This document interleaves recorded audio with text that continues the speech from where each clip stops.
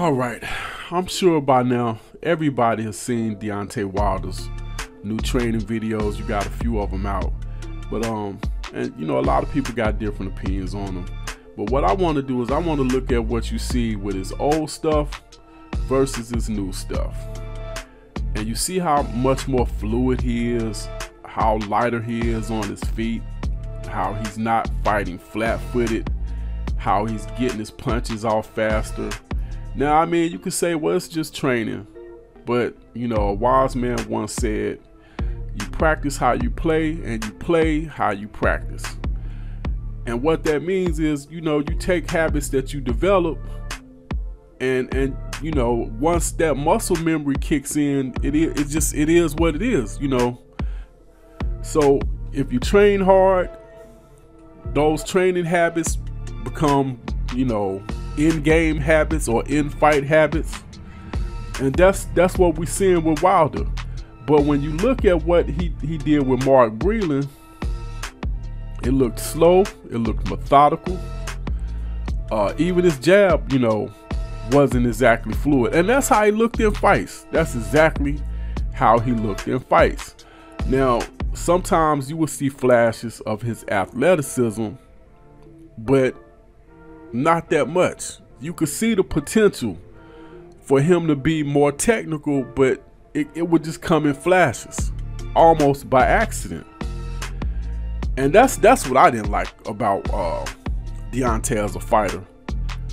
You saw so much potential because, I mean, like, clearly the man is an excellent athlete. Speed, power, you know, like I said, you saw flashes of the footwork, but you could tell that wasn't what they were working on. It was, like I said, it's almost like the footwork came by accident. But look at what Malik Scott has him doing. He has him working on combination, switching angles, sidestepping, switching levels. I mean, just stuff you just did not see, or at least I never saw, that he was doing with Mark Breland and J Deeds, or whatever his name is. And this, the funny part, he's supposed to be the head trainer. That's the part that got me twisted up. Like, how is he your head trainer and you just starting to get to this? Because that's telling me you can't put that all on Mark Breland.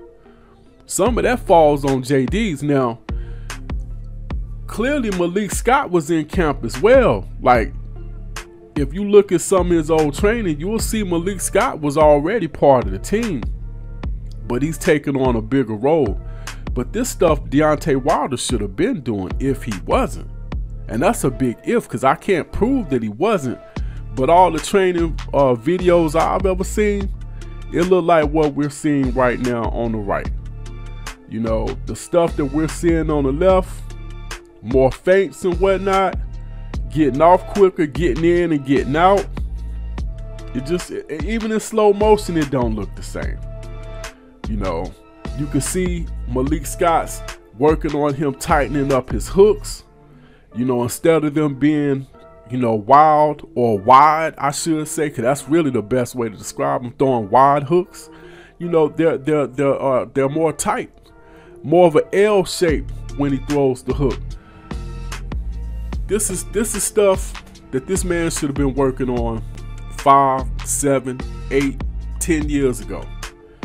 You know, but I'm glad to see him doing it now. I'm glad to see him working on his head movement, because honestly, I think probably what he was lacking the most really was defense. But it was because he never really had to. I mean, let's be honest. The man really, most fights, he got people out of there fast, so they wasn't worried about his defense. They wasn't worried about head movement. The way they figured, if he touched you, you getting up out of there anyway. And I mean, maybe this wasn't their personal philosophy, but that's what it seemed like. If he touched you, going bye-bye anyway. So what's the point of working on this and working on that? And eventually what happened was he got exposed for not perfecting his craft. I mean, let's call it for what it is. But you know, it's good to see him working on it at this point and trying to tighten things up and correct the flaws that he had in this game, because it was flaws there. And anybody tell you different, they're being naive or in denial. But it's good to see him working on his technique, and hopefully he can bring some to the table. Now, me honestly, I would prefer to see perhaps him get in the ring with somebody else before he does with Tyson Fury, just to test out your new tools, to play with your new toys. I definitely like that left hook to the body. That's gonna do some damage to somebody.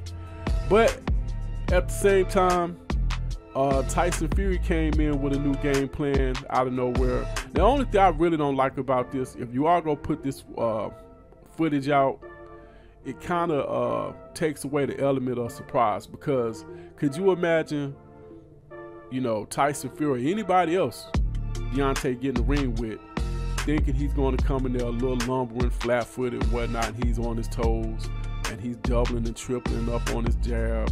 He's throwing nice, quick, and tight hooks to the body. Could you imagine that?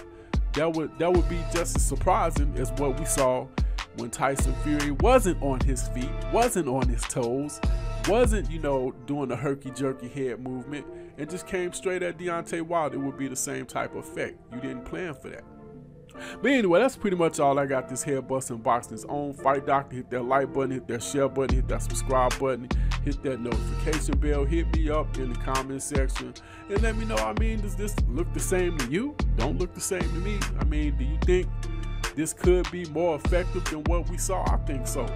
Like I said, it's more tricks in the bag what Malik Scott has him doing compared to what Mark Brilliant had him doing previously. And that's pretty much all I got. This head busting boxing's own Fight Doctor. I am out.